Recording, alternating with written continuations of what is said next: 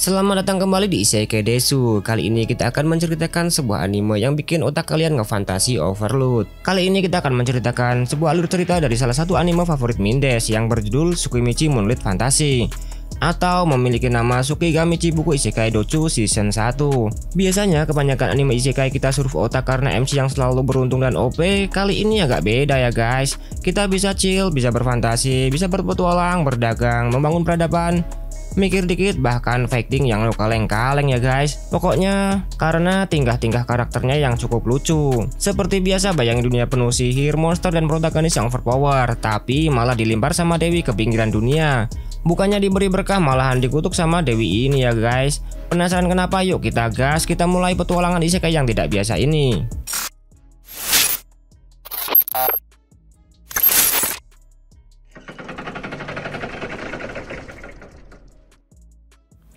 Ceritanya nih, Makoto Misume, anak SMA yang biasa dan damai.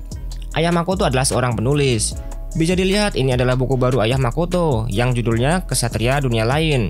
Hal ini menceritakan ke kita bahwa ayah Makoto memiliki obsesi atau memiliki pengetahuan yang banyak tentang dunia lain ya guys.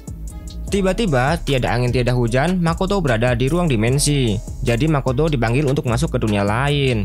Bukan sebagai pahlawan tetapi karena semacam perjanjian. Sebenarnya ayah Makoto memang berasal dari dunia lain guys. Saat mengetahui hal ini Makoto kaget banget. Tapi dia merasa wajar karena memang dia tidak pernah bertemu kerabat dari orang tuanya. Hal itu diketahui Makoto dari bukan seorang ya, mungkin sosok paman bijak yang mengaku dewa ini. Sosok ini mengaku sebagai dewa Tsukuyomi. Kalau kalian otaku pasti sudah tahu lah ya, nama dewa ini termasuk literatur metodologi budaya Jepang. Nanti kedepannya juga banyak banget loh nama-nama literatur dan metodologi Jepang lainnya di anime ini. Kalian para wibu pasti seneng banget deh. Nah, si paman ganteng ini mengatakan bahwa orang tuanya ternyata punya perjanjian lama sama dewa dunia isekai itu guys. Lalu, salah satu anak dari ayah Makoto harus turun kembali ke dunia isekai itu ketika sudah dewasa. Sebenarnya Makoto punya kesempatan untuk memilih ya guys. Dia bisa saja menolak ajakan dari dewa ganteng ini. Tetapi sebagai gantinya nanti adik atau kakak Makoto yang bakal masuk ke sini. Setelah berpikir sejenak, Makoto mau saja dan dia menandatangani semacam surat perjanjian untuk pindah ke dunia isekai itu. Selain itu, Makoto juga menitipkan surat perpisahan untuk keluarganya di rumah. Sebenarnya dewa Tsukuyomi semacam meloginkan saja ya guys. Nanti yang eksekusi dan melihara Makoto di dunia lain adalah dewa beda lagi. Ini saking bijaknya dewa ganteng ini sampai dia mau membantu memusnahkan koleksi fantasi dewasa milik Makoto ya guys. Ini beneran sih, dewa tahu aja pikiran anak muda ya guys. Kebayang nggak tuh misal kamu pergi lama koleksi aneh-aneh kamu ketemu sama orang lain. Jelas saja Makoto seneng banget ya guys. Nah, saat sedang asik ngobrol sama dewa bijak ini, sebenarnya Makoto semacam sedang diisi kekuatan untuk bekal di dunia isekai itu ya guys.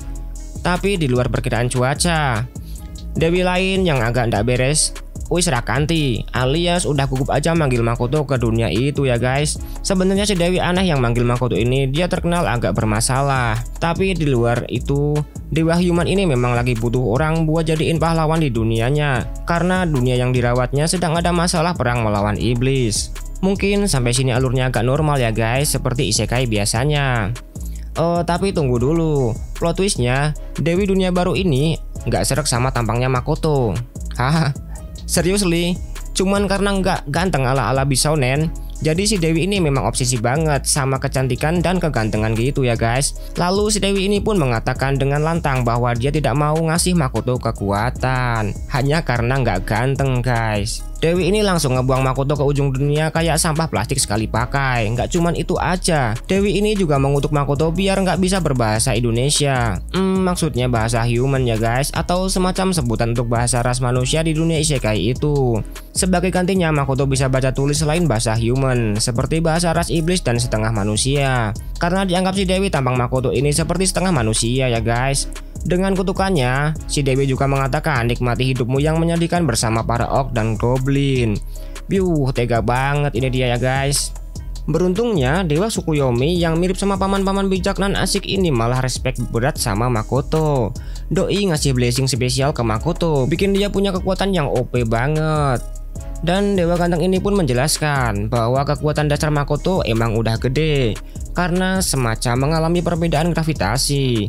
Dan juga Makoto asli keturunan dunia isekai ini guys. Artinya dia udah punya basic sihir yang besar, ditambah adaptasi di dunia sebelumnya yang membuat sihirnya selalu ditekan dan tidak bisa digunakan. Akhirnya kekuatannya pun bisa terlepas di dunia isekai ini ya guys. Jadi dia cukup kuat untuk beradaptasi di dunia isekai ini. Bahkan tidak akan masalah jika hanya terjatuh dari langit seperti ini. Dewa bijak pun berpamitan buat hibernasi lagi dengan pesan terakhir bahwa Dewi tidak jadi memberikan peran pahlawan kepada Makoto. Jadi Makoto diberikan kebebasan untuk melakukan apapun dan diberi tugas untuk menjalani kehidupan sesukanya.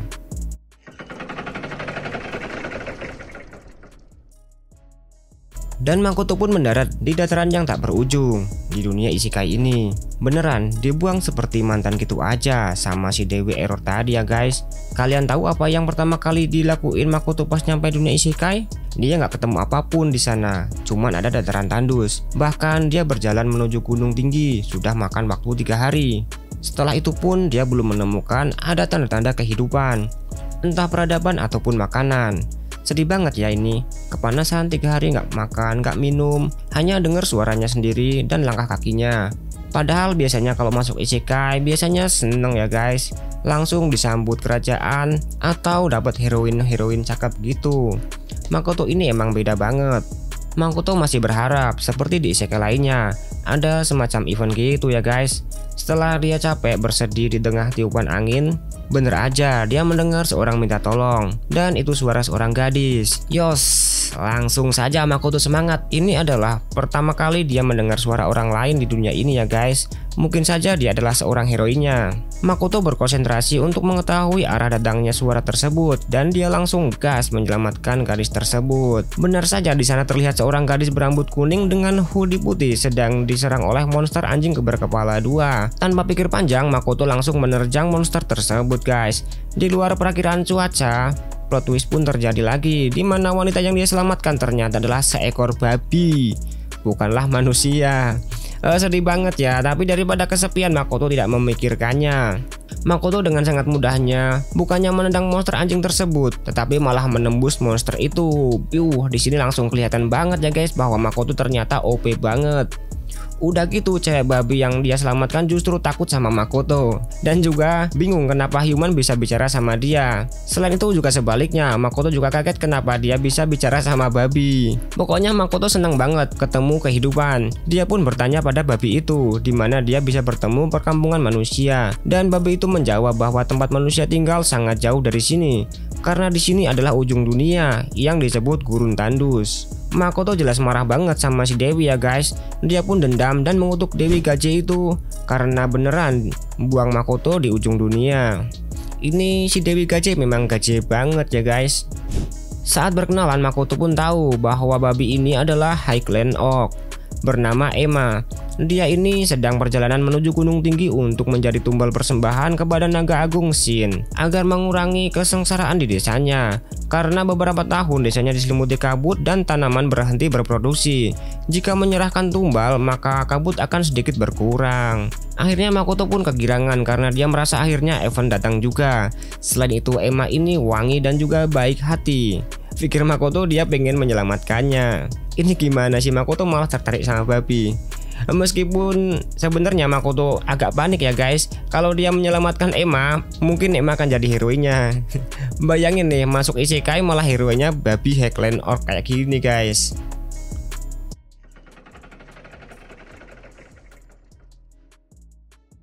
Sebenarnya perjalanan Emma berbeda arah, tapi karena ingin membalas kebaikan Makoto yang telah menyelamatkannya, Emma pun membawa Makoto kembali ke desanya. Makoto pun bersyukur karena dia makan setelah puasa 3 hari di gurun tandus. Dia tidak mempermasalahkan, yang menjamunya adalah gerombolan orc gunung.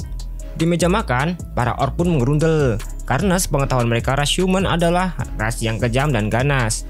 Beneran berbanding terbalik dengan kelakuan dan tingkah Makoto yang sedang makan ini. Seekor orc pun menyimpulkan bahwa Makoto adalah setengah darah manusia karena penampilannya yang dianggap buruk rupa ya guys. Ini adalah pertama kalinya Makoto melihat sihir. Dia pun terkejut meskipun sebenarnya ini hanya sihir yang biasa digunakan dalam kehidupan sehari-hari. Emma pun kaget karena Makoto mengatakan tidak bisa menggunakan sihir. Di sini Emma mengajari sihir dasar pada Makoto dan menjelaskan beberapa konsep dasarnya. Di sini Emma menjelaskan betapa sulitnya nanti karena mantra yang diucapkan menggunakan bahasa orc. Sedangkan Makoto adalah human. Tapi seperti yang kita semua ketahui ya guys, kalau Makoto justru dikutuk nggak bisa menggunakan bahasa human, tapi dia bisa bahasa selain itu. Jadi mantra yang diucapkan oleh Emma terdengar seperti bahasa yang sama dengan yang Makoto ucapkan sehari-hari. Dengan mudah Makoto pun bisa mengeluarkan sihir api. Dia membuat bola api dan melemparkannya. Betapa terkejutnya Emma karena hasil lemparan Makoto sangat besar, dan itu pun percobaan pertama yang sangat singkat. Karena hal itu Emma pun meyakini bahwa Makoto memiliki level yang sangat tinggi. Mereka pun berniat mengecek level Makoto. Emma meyakini bahwa Makoto memiliki setidaknya level 300. Pengecekan level di dunia isekai ini adalah menggunakan gulungan guys. Meskipun sudah antusias, ternyata level Makoto hanyalah level 1. Jelas saja Makoto tercengang dengan hasilnya, dan para orc yang berkumpul di sana terlihat kecewa dan bubar. Sebenarnya Emma sudah menyiapkan daftar mantra dan perlengkapan untuk Makoto sebagai balas budi. Di pagi hari Makoto meninggalkan desa dengan sepucuk surat dan membawa daftar mantra serta perlengkapan itu. Sekarang Makoto bermaksud menuju tempat naga agung karena dia bermaksud menyelamatkan desa dari tuntutan tumbal naga agung Shinsama. Selain itu, hal ini juga bisa jadi event khusus untuknya di dunia isekai ini ya guys. Jadi si Makoto ini masih optimis aja ya guys, seoptimis hubungan kamu sama selingkuhanmu. Sambil pemanasan persiapan gelut, Makoto pun mengungkapkan bahwa sebenarnya rencana Makoto adalah setelah menyelesaikan event ini dia akan kabur dan menghilang. Jadi dia bisa menghindari event pernikahan yang dia bayangkan. Gimana coba, apa kamu mau masuk isekai buat kawin sama babi? Jadi event-event ini adalah pikiran Makoto sendiri ya guys. Kalau kamu nggak mau dikawinin sama babi, pastikan like dulu video ini ya guys. Originalnya Makoto adalah pemain panahan yang sangat baik di dunia nyata. Dia sangat hobi sama panahan. Dia pun mencoba menggunakan sihir yang ternyata tidak perlu menyebutkan mantranya. Langsung saja bola api dia eksperimenkan menjadi panah api. Lalu dia menembak target dan langsung kena sasaran. Jadi ternyata memang dasarnya Makoto ini cepat belajar ya guys. Makoto pun kaget karena anak panahnya setelah mengenai target malah meledak. Setelah meledak, banyak ras iblis terkapar di sana. Ras iblis itu pun mengira bahwa Makoto adalah suruhan para orc, sekaligus menjelaskan bahwa ras iblis ini mereka adalah dalang di balik permintaan tumbal para orc. Para ras iblis ini hanya berpura-pura menggunakan nama naga agung, yang sebenarnya hanya untuk menaklukkan para orc itu ya guys. Sebelum menghilang, si iblis menegaskan kalau Makoto telah merusak tempat naga agung Shinsama, dan pasti sang naga akan marah besar. Amarah Shin pun akan menjadi kenyataan. Benar saja, kabut merah langsung menutupi area tempat Makoto berdiri. Mata merah milik naga pun terlihat. Makoto auto panik meskipun dia berpikir dalam literatur yang diketahui Makoto, Shin di Jepang adalah nama kerang raksasa yang membuat ilusi, tapi di sini kok naga ya. Makoto merasa pengetahuan umum miliknya tidak berguna di sini ya guys. Sang naga pun langsung menyerang dan Makoto langsung menghindar. Dalam pekatnya kabut Makoto tidak dapat melihat, tetapi tiba-tiba dia bisa menggunakan kekuatan yang diberikan oleh Dewa Bijak ya guys. Dia bisa merasakan sesuatu di sekitarnya. Hal itu menjadikan selimut kabut bukan masalah baginya. Jurus andalan Makoto pun dikeluarkan. Karena dia baru belajar sihir api, maka Makoto langsung membuat ber api. Meskipun melawan naga yang dikenal kebal terhadap serangan api ya guys. Serangan api berturut-turut pun dilontarkan ke naga ini ya guys. Sang naga pun mencoba menghindari serangan Makoto. Nah, di luar perkiraan cuaca, serangan api Makoto bisa melukai naga agung ini ya guys. Sang naga kaget banget. Makoto langsung memanfaatkan kesempatan ini untuk menghajar sang naga bertubi-tubi dengan jurus nekatnya. Sang naga pun kebingungan karena selain bisa terluka oleh api, di mana itu adalah hal mustahil, dia juga dengan sangat mudah merasakan sakitnya serangan nekat Makoto. Sang naga bertanya-tanya, sebenarnya siapa orang ini? Aku yang tidak pernah terkalahkan bisa dipojokkan dengan mudah begini. Sang naga pun langsung tumbang dengan jurus asal milik Makoto yang dia sebut uppercut lompatan katak. Karena panik, sang naga langsung mengurung Makoto di penjara ilusi ingatan. Karena kebetulan kekuatan utama naga ini adalah ilusi dan kemampuan untuk membaca pikiran ya guys. Makoto pun hanyut dalam mimpi. Saat ini Makoto berada dalam ingatan yang membekas dalam hatinya. Lebih tepat bagian ingatan yang masih menjadi salah satu penyesalan dalam hidupnya. Momen ini adalah di mana dia sedang panahan di kediamannya dan berbicara dengan seorang gadis. Di ingatannya ini, dia melihat hal yang pernah terjadi sebelumnya. Ini adalah ingatan saat dia ditembak oleh cewek cantik ya guys. Tetapi karena Makoto merasa tidak percaya diri dari segala aspek, Makoto pun belum bisa menjawab perasaan si cewek ini. Si cewek pun menangis tersendu-sendu, tapi tiba-tiba berubah seketika menjadi semangat dan mengajak Makoto untuk mencoba menjalani hubungan bersama terlebih dahulu. Di sisi lain, sang naga membaca ingatan-ingatan Makoto. Dia sekaligus kepoin hal-hal yang menurutnya menarik. Di sini sang naga penasaran banget dengan hal-hal yang ada di pikiran Makoto. Mungkin karena naga ini sudah hidup terlalu lama dan terlalu kuat, hingga akhirnya dia bosan ya guys. Di sisi lain, Makoto masih agak bergelut dengan pikirannya sendiri ya guys. Masih dipaksa-paksa oleh cewek cantik ini buat jadian. Tapi karena hal ini, Makoto merasa aneh dan merasakan bahwa ini adalah ilusi dan tidak nyata. Karena Makoto masih ingat betul bahwa si cewek ini yang sebenarnya bernama Hasegawa telah ditolak Makoto, dia menangis tersendu-sendu. Hal itulah yang menjadi penyesalan terbesar Makoto, yaitu membuat Hasegawa menangis. Buat kalian yang pernah bikin nangis cewek, jangan lupa share video ini ke temen wibu kalian yang lain ya guys. Baiklah, kita lanjut. Hal itu pun membuat Makoto tersadar dan bisa menggunakan kekuatan Dewa Bijak. Dia mulai membuat kubah seperti krum Trafalgar di One Piece ya guys. Jadi dia bisa memanipulasi ruang yang ada di dalamnya. Dengan seperti itu, Makoto dengan mudah melakukan pencarian dan menemukan musuh tanpa diketahui oleh musuh ya guys. Setelah Makoto mengeluarkan kekuatannya, dia pun mampu memecah barir ingatannya. Di saat bersamaan, sebenarnya sang naga Shin sudah tidak berniat bertarung lagi karena sangat tertarik dengan ingatan Makoto Mizumi ini ya guys. Benar-benar di luar perkiraan cuaca, Shin naga kelas atas mengeluarkan ekspresi menggemaskan seperti boneka anjing pada Makoto, dan Makoto pun sangat tercengang. Akhirnya mereka pun berkenalan dan Shin mengajukan kontrak dengan Makoto. Karena Shin mengetahui rahasia dan ingatan Makoto, akhirnya pun Makoto setuju untuk melakukan ritual kontrak penaklukan. Di sini dengan segala upaya naga agung, sang naga hanya mendapat 20% dari nilai kontraknya. Jadi lebih seperti bawahan dan atasannya guys. Karena yang 80% dikuasai oleh Makoto. Nominal ini didasari dari kekuatan dasar mereka ya guys. Setelah itu sang naga pun berubah menjadi gadis samurai yang kawaii dan keren. Karena ingatan Makoto, dia ini jadi naga super waifu yang sangat terobsesi dengan budaya dan suka hal-hal romantis ala drama kuno Jepang. Satu hal yang sangat penting di sini adalah nilai kontrak juga mempengaruhi penampilan ya guys. Karena Makoto adalah manusia dan dia memiliki nilai yang lebih besar, maka sang naga agung atau makhluk yang lebih lemah akan mengambil penampilan dari yang lebih kuat, yaitu Makoto si manusia. Jadi seperti itu ya guys. Dan mereka pun menjadi rekan. Naga agung super waifu Shin pun menjadi familiar Makoto.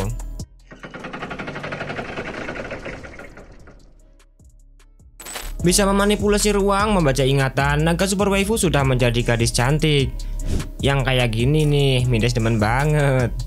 Makoto padahal ngebayangin setelah mereka kontrak familiar, Makoto bisa jalan-jalan numpak naga terbang gitu, kan simple ya guys. Masa jalan-jalan numpak cewek cantik? Karena Shin menjadi familiar Makoto, sekarang pun kekuatan mereka bercampur. Saat ini Shin ingin menunjukkan sesuatu pada Makoto, yaitu sub ruang atau ruang dimensi lain yang dimiliki oleh Shin sebelumnya.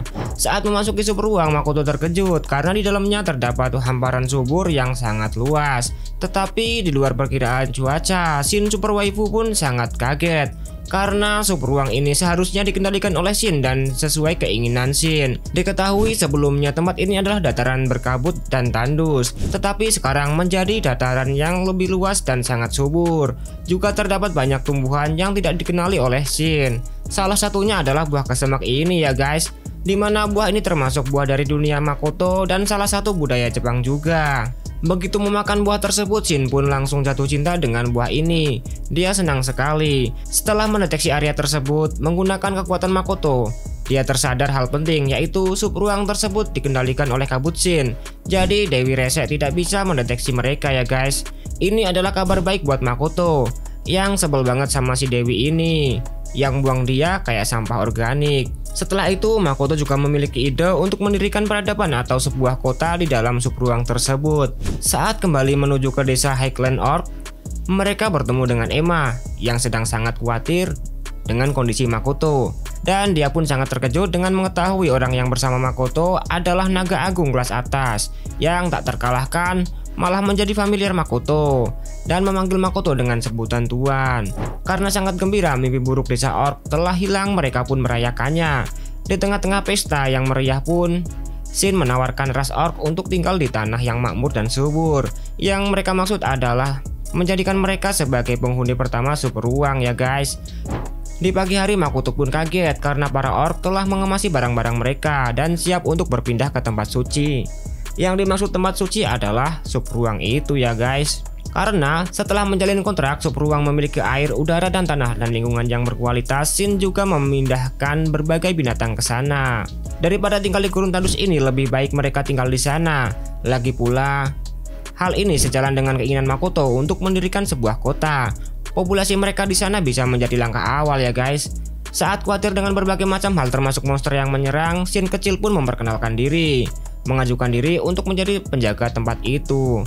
Shin kecil ini adalah cloning dari Shin yang besar ya guys. Saat khawatir tentang tempat tinggal, Shin langsung memindahkan seluruh desa beserta bangunannya langsung ke dalam subruang. Makoto pun sangat terkejut. Jadi di sini mereka selalu saling mengejutkan ya guys. Sekarang misi Shin adalah mewujudkan keinginan Makoto untuk membangun kota di mana berbagai ras bisa hidup berdampingan. Yang sebenarnya kota macam ini belum pernah ada di dunia isekai ini. Para orc pun mulai bekerja. Selama beberapa hari di waktu yang bersamaan Makoto selalu berlatih sihir. Sedangkan Shin naga waifu akut selalu ketagihan nonton drama sejarah dari ingatan Makoto.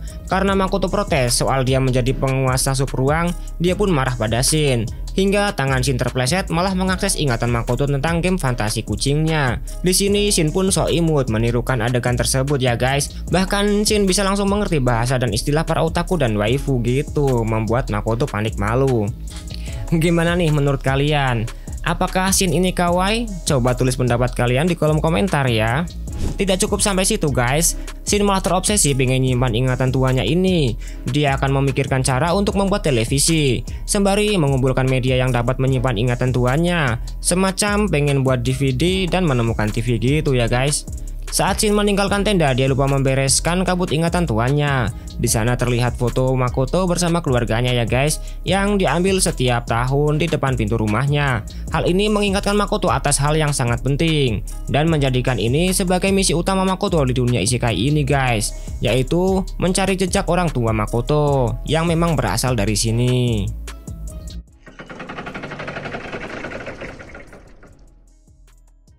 Seorang kurcaci sedang berada ketakutan. Dia ini sedang dikejar semacam monster yaitu laba-laba si bencana.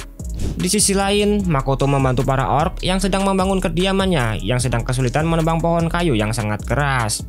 Tapi tanpa effort berlebih, menggunakan jurus dari Dewa Bijak yang dia namai dengan Kai, menggunakan penguat dan sihir lain. Dengan sangat mudah dia dapat mengiris pohon besar tersebut menggunakan pisau layaknya tahu ya guys. Bahkan Makoto bisa menyembuhkan tangan orc yang sakit. Dia merasa bersyukur karena kemampuan yang diberikan Tsukuyomi sangat bermanfaat. Karena pisaunya terlalu tajam, tanpa disadari turut menyayat juga telapak tangan Makoto, membuat tangannya berdarah. Hal itu menjadi umpan monster yang selalu lapar. Dengan santainya Shin sembari menyelamatkan kurcaci tadi yang ternyata diserang oleh laba-laba rakus, dia membiarkan laba-laba itu menyerang Makoto. Sebenarnya di sini bukan karena Shin berniat jahat ya guys. Shin memiliki tujuan tersendiri, bahkan karena dia waifu, dia beralasan tidak bisa bertarung karena tidak memiliki katana. Ini aneh-aneh aja ini si Shin ini. Benar saja Makoto bertarung dengan laba-laba hitam bencana yang sangat rakus. Ceritanya dia bisa memakan apapun, bahkan kampak buatan Elder Dwarf ini udah dikerokotin seperti ini. Yang terkenal sudah sangat kuat. Makoto pun langsung menggunakan kekuatannya. Karena dia paling familiar dengan sihir api, maka dia menggunakan sihir api. Meskipun sudah dihajar bertubi-tubi, sang laba-laba bisa beregenerasi dengan cepat. Shin ini memang sengaja banget ya guys, ini dibiarin saja malahan dibercandain gini, ndak dibantuin. Tidak disangka-sangka sepertinya si laba-laba ini ternyata masokis sekali guys. Dia malahan menikmatin ketika diberikan luka bertubi-tubi oleh Makoto. Dia malah jatuh cinta sama Makoto. Makoto jelas merinding ya guys. Ternyata memang Shin ini yang berulah guys. Dia sengaja memancing laba-laba hitam itu ke sini, ingin melihat samurai membasmi monster laba-laba seperti dalam ingatan Makoto. Meskipun sudah menggunakan kai pertahanan, si laba-laba tetap bisa menembusnya. Dan akhirnya Makoto pun terkena tusukan dan gigitan hingga dia disedot darahnya. Makoto pun mengamuk dan boom.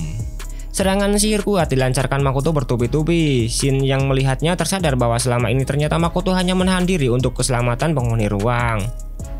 Setelah panah sihir air yang sangat besar ditembakkan, si laba-laba terpental dan Makoto pun pingsan. Di luar perkiraan cuaca, laba-laba masih bisa beregenerasi dan sehat walafiat.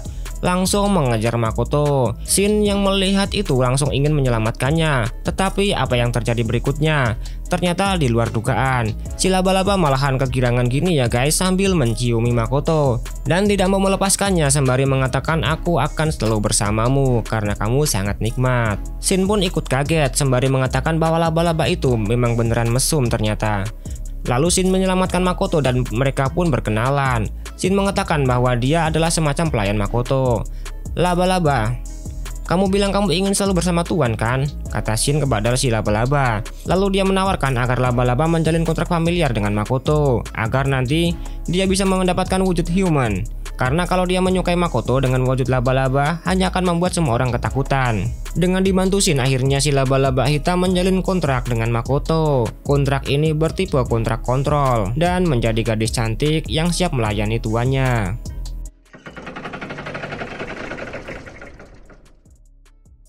Setelah pertempuran seru melawan laba-laba hitam, Makoto pun kalah, tetapi saat ini dia memiliki sekutu baru yang sangat kuat karena laba-laba tersebut menjalin kontrak dengan Makoto. Setelah selesai menjalin kontrak, sekarang laba-laba hitam menjadi gadis cantik bawahan Makoto. Dia pun menceritakan bahwa Emma dan Shin yang menyembuhkan luka pasca gelut. Gadis cantik ini mengatakan sudah siap melayani tuannya secara jiwa dan raga sembari menjilat-jilat bibirnya. Jelas saja Makoto di sini sangat ketakutan ya guys. Kali ini Dwarf pun memperkenalkan diri. Dia adalah Elder Dwarf yang dianggap sebagai Dwarf pembuat senjata dan artefak legendaris. Di sini bapak Dwarf ini bernama Beren. Dia mengungkapkan rasa terima kasih karena berkat Makoto menaklukkan monster laba-laba, kali ini warga desanya bisa terselamatkan. Shin pun membuat alasan mengenai wanita laba-laba, bahwa dia tadinya terkena kutukan dan sekarang kutukannya telah dicabut, sehingga sekarang sudah kembali ke wujud manusia. Dengan alasan itu, Shin menganggap masalah lebih cepat terselesaikan. Dwarf ini pun memohon untuk diizinkan tinggal di tanah ini karena saat ini mereka tinggal di Gunung Tandus. Belum sampai Dwarf ini menyelesaikan pertanyaannya, Makoto dengan mudah memperbolehkan karena di sini masih banyak lahan kosong. Dengan syarat asal mereka bisa akrab dengan para orc dan penghuni lainnya. Tapi Shin pun turut ikut campur memberikan syarat kepada bapak kurcaci ini bahwa mereka harus membantu membangun kota, persenjataan, dan membayar pajak di kemudian hari. Satu hal yang paling wajib adalah mereka harus mengakui Makoto sebagai tuan mereka.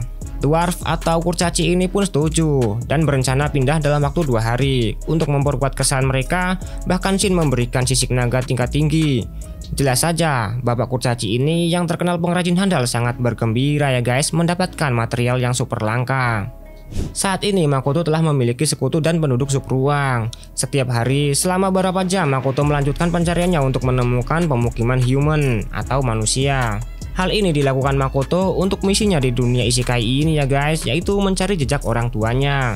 Saat ini dia melihat perkampungan human dan sangat bahagia. Dia pun sangat gembira. Tetapi ada hal yang mendesak yang perlu dia lakukan, yaitu memberi nama familiarnya.